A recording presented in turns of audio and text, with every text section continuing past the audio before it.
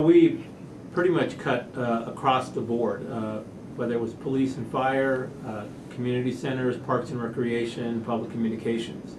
Some areas were hit harder than others.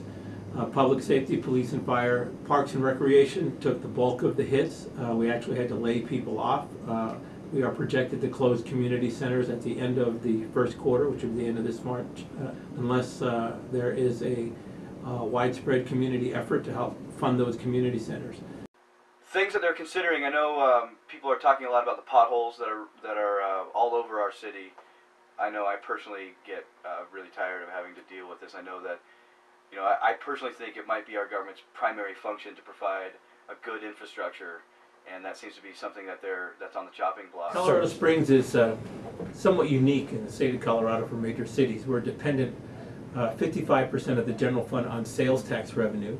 And then if you consider the public safety sales tax, which is 0.4% that funds police and fire, add those two together, and 65% of our budget comes from sales tax revenue to provide police and fire and other traditional city services. When the economy turns down, people start cutting back. People don't buy homes, they don't buy cars, major purchases are delayed, and that really impacts our sales tax revenue. You know, citizens can do a lot to help their own community.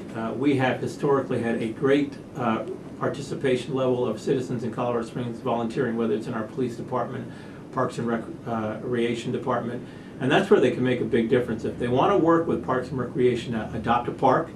Typically, there are neighborhood parks that are impacted. The major regional parks that we have, whether it's Memorial Park or some of the other ones where the major ball fields are, we're going to fully support those with maintenance, the right amount of irrigation, because those are areas that have organized sports and they generate revenue for the city.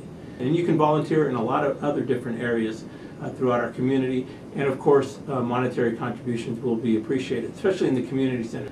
They're going to need some financial help, and they provide services to those parts of our community who typically don't have the resources for their kids to participate in after-school programs. I understand, and we all understand there's frustration, but I think we just all need to realize that everyone is having to pull in their purse strings. Everyone's having to cut back. Everyone's having to make do with less, and we're doing the same in Colorado Springs. We understand that we're stewards of the citizens' taxpayers' money, and we have to allocate what limited resources they give to us to the highest priority areas, and that for us is public safety, police and fire.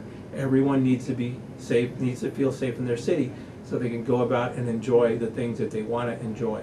We just ask folks to be patient and understand that city employees are doing the absolute best they can with the limited resources that are being provided.